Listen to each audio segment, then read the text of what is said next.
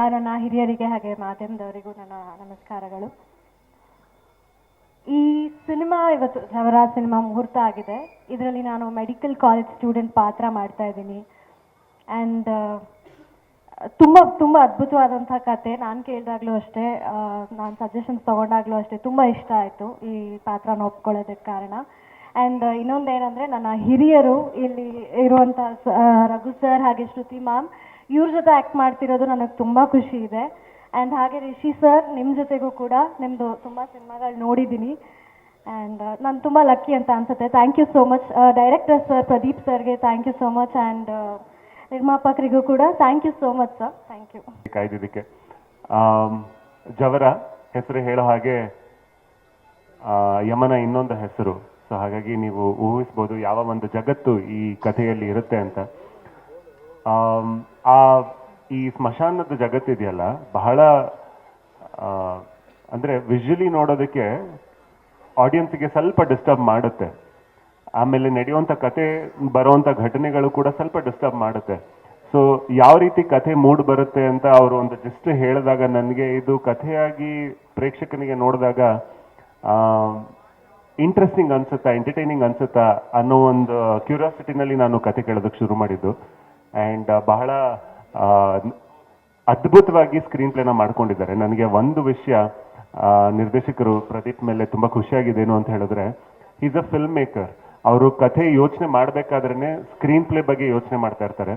So ಹಾಗಾಗಿ ನನಗೆ narrate ಮಾಡಿದ್ದು ಕೂಡ ಅವರು ಸ್ಕ್ರೀನ್ ಪ್ಲೇ ಮೂಲಕ, ಇದಾದ್ಮೇಲೆ ಹೀಗಾಗತ್ತೆ ಅಂತ. ಇನ್ಫ್ಯಾಕ್ಟ್ ನನಗೆ ಬಹುಶಃ ಮೊದಲನೇ ಬಾರಿ ಯಾವ್ದಾದ್ರು ಒಂದು ಸ್ಕ್ರಿಪ್ಟ್ನ 2-3 ಬಾರಿ ನಾನು ನರೇಷನ್ ತಗೊಳ್ಬೇಕಾಯ್ತು ಅಥವಾ ಸ್ಕ್ರಿಪ್ಟ್ ಓದಬೇಕಾಯ್ತು ಅಂತಂದರೆ ಜವರಾನೇ. ಯಾಕೆ ಅಂತ ಹೇಳಿದ್ರೆ ಸೀನ್ಸ್ಗಳೆಲ್ಲ ಅದ್ಭುತವಾಗಿತ್ತು. ಸ್ಕ್ರೀನ್ ಪ್ಲೇ ಹೇಗೋಗುತ್ತೆ ಅನ್ನೋವಂಥದ್ದು ವಿಜುವಲೈಸ್ ಮಾಡ್ಕೊಳ್ಳೋದಕ್ಕೆ ಅವ್ರು ಏನೇನು ಯೋಚನೆ ಮಾಡಿದ್ದಾರೆ ಅನ್ನೋದನ್ನ ಅರ್ಥ ಮಾಡ್ಕೊಳ್ಳೋದಕ್ಕೆ ಸಮಯ ಹಿಡಿತು. ಯಾಕಂದ್ರೆ ಅಷ್ಟು ಯೋಚನೆ ಮಾಡಿದ್ದಾರೆ ಅವರು. ಪ್ರತಿಯೊಂದು ಸೀನ್ಸ್ ಮೇಲೂ ಕೂಡ ತುಂಬ ವರ್ಕ್ ಮಾಡಿದ್ದಾರೆ. ಜವರಾಗೆ ಜ್ವರ ಬರ್ಸ್ಕೊಂಡೆಲ್ಲ ಕೆಲಸ ಮಾಡಿದ್ದಾರೆ. ಸೊ ಹಾಗಾಗಿ ಐ ಥಿಂಕ್ ಅವರು, ಇನ್ಫ್ಯಾಕ್ಟ್ ಅವರು ಸರ್ ಹೇಳ್ದಂಗೆ ಬರ್ದಾಗ್ಲೇ ಕಾಸ್ಟಿಂಗ್ ನನಗೆ ಈ ನಟರು ಮಾಡಬೇಕು ಅನ್ನೋದನ್ನ ವಿಜುವಲೈಸ್ ಮಾಡಿರುವಂಥದ್ದು. ಸೊ ಹಾಗಾಗಿ ಆ ಕ್ಲಾರಿಟಿ ತುಂಬ ಖುಷಿ ಆಯಿತು. ಆ್ಯಂಡ್ ಮುಖ್ಯವಾಗಿ ಆ ಒಂದು ವಿಷನ್ನ ಸಪೋರ್ಟ್ ಮಾಡಬೇಕು ಅಂತ ಹೇಳಿದಾಗ ನಿರ್ಮಾಪಕರು ಬಹಳ ಮುಖ್ಯ. ಇನ್ಫ್ಯಾಕ್ಟ್ ಆ್ಯಕ್ಚುಲಿ ಚಿದ್ದು ಸರ್ ಬರೀ ನಿರ್ಮಾಪಕರು ಮಾತ್ರ ಅಲ್ಲ, ಲಿರಿಕ್ಸ್ ಬರೀತಾರೆ, ಹಾಡ್ತಾರೆ, ಡೈಲಾಗ್ಸ್ ಬರೀತಾರೆ. ಸೊ ಇನ್ಫ್ಯಾಕ್ಟ್ ಕ್ರಿಯೇಟಿವ್ ಹೆಡ್ ಅಂತಲೇ ಹೇಳ್ಬೋದು ಪ್ರಾಜೆಕ್ಟ್ಗೆ. ಹೌದು. ಮೊದಲನೇ ಬಾರಿ ಆ್ಯಕ್ಚುಲಿ ಶ್ರುತಿ ಮ್ಯಾಮ್ ಜೊತೆ ನಟಿಸ್ತಾ ಇದ್ದೀನಿ. And I am really excited. ಯಾಕಂದರೆ ಚಿಕ್ಕ ವಯಸ್ಸಿನಿಂದ ಅವರ ರೇಂಜ್ ನೋಡೋದಕ್ಕೆ ನನಗೆ ಬಹಳ ಸಂತೋಷ. ಇವಾಗಲೂ ಕೂಡ ಚಿಕ್ಕ ವಯಸ್ಸಿನಲ್ಲೇ ಇದ್ದಾರೆ ಅವರು. ಕಾಮಿಡಿ ಆದರೂ ಓಕೆ, ಡ್ರಾಮಾ ಆದರೂ ಓಕೆ, ಐ ಥಿಂಕ್ ಯಾವ ಜಾನರ್ ಮುಟ್ಟಿದ್ರು ಕೂಡ I think she is exceptional. And Raghu sir ಜೊತೆಗೆ ನಾನು ಆಲ್ರೆಡಿ ಸಾರ್ವಜನಿಕರಿಗೆ ಸಿನಿಮಾನಲ್ಲಿ ಶೂಟ್ ಮಾಡಿದ್ದೆ. ಆ್ಯಂಡ್ ನನಗೆ ಗೊತ್ತು ರಘು ಸರ್ ಸೀನಿಗೆ ಬಂದರು ಅಂತ ಹೇಳಿದ್ರೆ ಏನೋ ಒಂದು ಇಂಪ್ರೊವೈಸ್ ಆಗುತ್ತೆ, ಏನೋ ಒಂದು ಮ್ಯಾಜಿಕ್ ಆಗುತ್ತೆ ಅಂತ.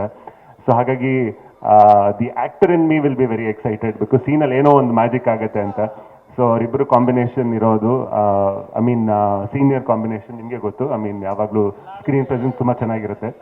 ಜೊತೆಗೆ ರಿತನ್ಯ ಅವರು, ಇನ್ಫ್ಯಾಕ್ಟ್ ಆ್ಯಕ್ಚುಲಿ ನನಗೆ ಪ್ರದೀಪ್ ಅವರು ಹೇಳಿದ್ದು, ಫಸ್ಟ್ ಮೀಟಿಂಗಲ್ಲೇ ಹೇಳಿದರು, ಸರ್ ಆ್ಯಕ್ಚುಲಿ ಅವ್ರ ನಟನೆ ನೋಡಿದ್ದೀನಿ, ತುಂಬ ಚೆನ್ನಾಗಿ ನಟಿಸ್ತಾರೆ ಅಂತ. ಅವರು ವಿಜಯ್ ಸರ್ ಮಗಳು ಅನ್ನೋದಕ್ಕೆ ಅವ್ರ ತಲೆನಲ್ಲಿ ಯಾವತ್ತೂ ಯೋಚನೆ ಮಾಡಿಲ್ಲ. ಇನ್ಫ್ಯಾಕ್ಟ್ ಅವರು ಒಳ್ಳೆ ಕಲಾವಿದೆ ಅನ್ನೋ ಕಾರಣಕ್ಕೆ ಕಾಸ್ಟ್ ಮಾಡಿರೋದು. ನನಗೆ ಅದು ತುಂಬ ಖುಷಿ ಆಯಿತು ನನಗೆ.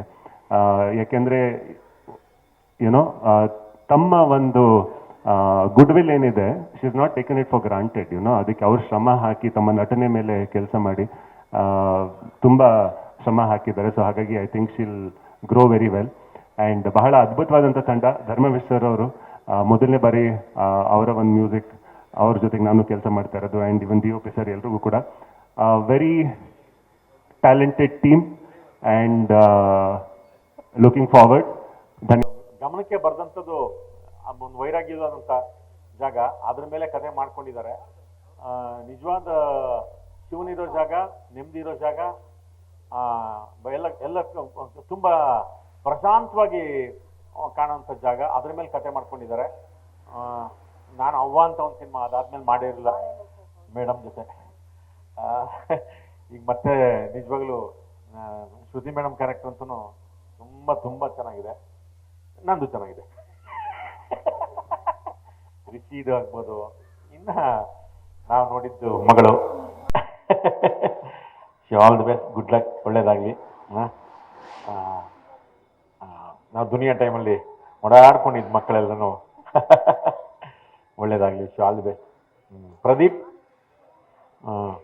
ಖುಷಿಯಾಗುತ್ತೆ ನಿಜವಾಗ್ಲೂ ನೀವು ಅದ್ರ ಬಗ್ಗೆ ಕತೆ ಮಾಡಿಕೊಂಡು ಇದು ಮಾಡಿದ್ದು. ಇನ್ನು ಪ್ರಾರಂಭದಲ್ಲಿದ್ದೀವಿ, ಇನ್ನೂ ಅದ್ರದ್ದು ಪೂಜೆ ನಡೀತಾ ಇದೆ. ಒಳ್ಳೇದಾಗಲಿ, ನಿಮ್ಮ ಪ್ರೋತ್ಸಾಹ, ಸಹಾನುಭೂತಿ, ನಿಮ್ಮ ಪ್ರೀತಿ ಎಲ್ರ ಮೇಲೆ ಇರಲಿ. ನಮಸ್ತೆ. ನಮಸ್ತೆ. ಏನು ಹೇಳಿ? ಅಯ್ಯಯ್ಯೋ, ನಾನು ಹೇಳಿಲ್ವಾ ಮೇಡಮ್ದು ತುಂಬ ಚೆನ್ನಾಗಿದೆ, ನಂದು ಪರವಾಗಿಲ್ಲ ಅಂತ. ಹಂಗಂತಲ್ಲ, ಅದು ಮುಗಿದ್ಮೇಲೆ ಗೊತ್ತಾಗತ್ತೆ. ಈಗ ಹೇಳಿದ್ವಿ ವಿಶೇಷದಲ್ಲಿ ವಿಶೇಷವಾದ ಪಾತ್ರ ಮೇಡಮ್ದು, ಅದರಲ್ಲಂತೂ ಅನುಮಾನನೇ ಇಲ್ಲ.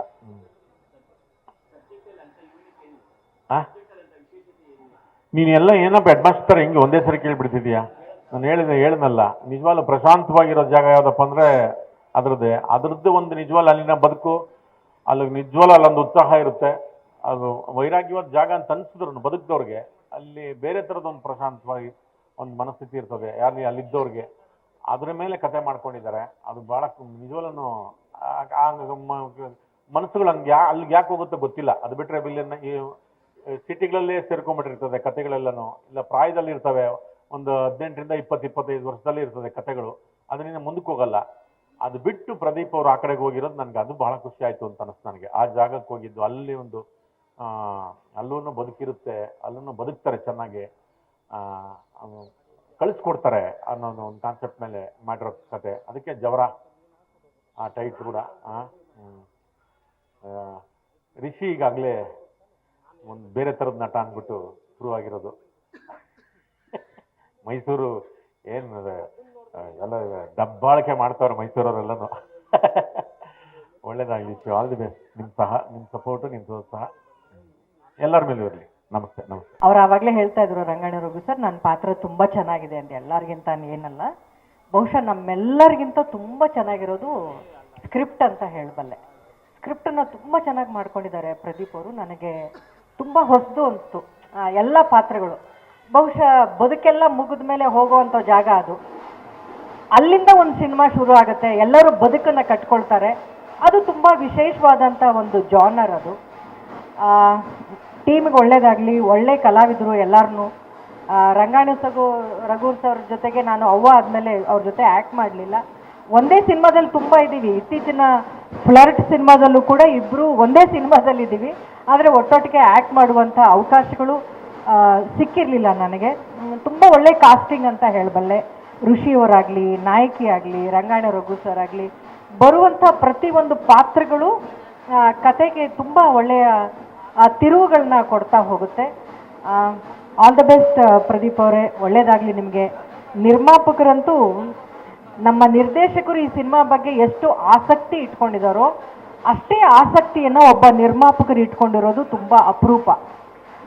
ಕೇವಲ ಅವ್ರಿಗೆ ಕೆಲವ್ರಿಗೆಲ್ಲ ನಿರ್ಮಾಪಕರೇ ಹಣ ಹಾಕ್ತಾರೆ, ಸಿನಿಮಾ ಬಗ್ಗೆ ಆಸಕ್ತಿ ಇರಲ್ಲ, ನಾನು ಕತೆನೇ ಕೇಳಿಲ್ಲ, ಅವನು ಒಳ್ಳೆ ಸಿನಿಮಾ ಮಾಡಲಿ ಅಂತ ಹೇಳ್ತಾರೆ. ಆ ಥರದ ನಿರ್ಮಾಪಕರು ನೋಡಿದ್ದೀರಿ. ಆದರೆ ಈ ನಿರ್ಮಾಪಕರ ವಿಶೇಷತೆ ಏನು ಅಂತಂದರೆ, ಅವ್ರಿಗೆ ಕತೆ ಮೇಲೆ ಇದ್ದಂಥ ಒಂದು ಪ್ರೀತಿಯಿಂದ ಈ ಸಿನಿಮಾ ಮಾಡ್ತಾ ಇದ್ದಾರೆ. ಅವ್ರಿಗೆ ತುಂಬ ಆಸೆ ಹಾಗೂ ಆಸಕ್ತಿ ಈ ಸ್ಕ್ರಿಪ್ಟ್ ಮೇಲೆ. ಅದು ನನಗೆ ಇನ್ನೊಂದಿಷ್ಟು ಹುಮ್ಮಸ್ ಕೊಡ್ತಾ ಇದೆ ಈ ಸಿನಿಮಾದಲ್ಲಿ. ಬಹುಶಃ ಒಬ್ಬ ನಿರ್ಮಾಪಕರು, ಒಬ್ಬ ನಿರ್ದೇಶಕರು ಕಥೆಯನ್ನು ಪ್ರೀತಿಸ್ಬಿಟ್ರೆ ಬಹುಶಃ ಒಂದು ಒಳ್ಳೆ ಸಿನಿಮಾ ಆಗುತ್ತೆ ಅನ್ನುವಂಥ ನಂಬಿಕೆ ನನ್ನದು. ಒಳ್ಳೆ ಪಾತ್ರ, ಒಳ್ಳೆಯ ಕಥಾ ಹಂದರ ಇಟ್ಕೊಂಡಿದ್ದಾರೆ. ಒಂದು ವಿಶೇಷವಾದಂಥ ಒಂದು ಸಿನಿಮಾ ಆಗಿ ಇದು ಮೂಡಿ ಬರುತ್ತೆ ಅನ್ನುವಂಥ ನಂಬಿಕೆ ನನ್ನಲ್ಲಿದೆ. ಹಾಗಾಗಲಿ ಅಂತಲೇ ನಾನು ನಿರ್ದೇಶಕರಿಗೆ ಆಶಿಸ್ತೀನಿ. ನಿಮ್ಮೆಲ್ಲರ ಪ್ರೋತ್ಸಾಹ ಎಂದಿನಂತೆ ಈ ಸಿನಿಮಾಗೂ ಇರಲಿ. ಫಸ್ಟ್ ಟೈಮ್ ರಿಷಿಯವ್ರ ಜೊತೆ ಕೆಲಸ ಮಾಡ್ತಾಯಿದ್ದೀನಿ. ಅವರ ಹಿಂದಿನ ಸಿನಿಮಾಗಳು ನೋಡಿದ್ದೆ. ಅವರು ಆಯ್ಕೆ ಮಾಡ್ಕೊಳ್ಳೋವಂಥ ಸ್ಕ್ರಿಪ್ಟ್ ನನಗೆ ತುಂಬಾ ಇಷ್ಟ ಆಗುತ್ತೆ. ಇಂತಹ ನಾಯಕಿಯರು ಬರಬೇಕು. ಆಕೆಗೂ ಕೂಡ ತುಂಬ ಒಳ್ಳೆಯ ಪಾತ್ರ ಇದೆ. ಎಲ್ಲರಿಗೂ ಒಳ್ಳೆಯ ಪಾತ್ರದ ಜೊತೆಗೆ ಒಳ್ಳೆಯ ಕಥೆಯನ್ನು ಮಾಡ್ಕೊಂಡಿದ್ದಾರೆ. ಟೀಮ್ಗೂ ಕೂಡ, ನಿರ್ದೇಶಕರಿಗೆ, ನಿರ್ಮಾಪಕರಿಗೆ, ನಮ್ಮೆಲ್ಲರಿಗೂ ಕೂಡ ಒಳ್ಳೆಯದಾಗಲಿ ಅಂತ ನೀವೆಲ್ಲರೂ ಹರಿಸಿ ಅಂತ ಕೇಳ್ಕೊಳ್ತೀನಿ.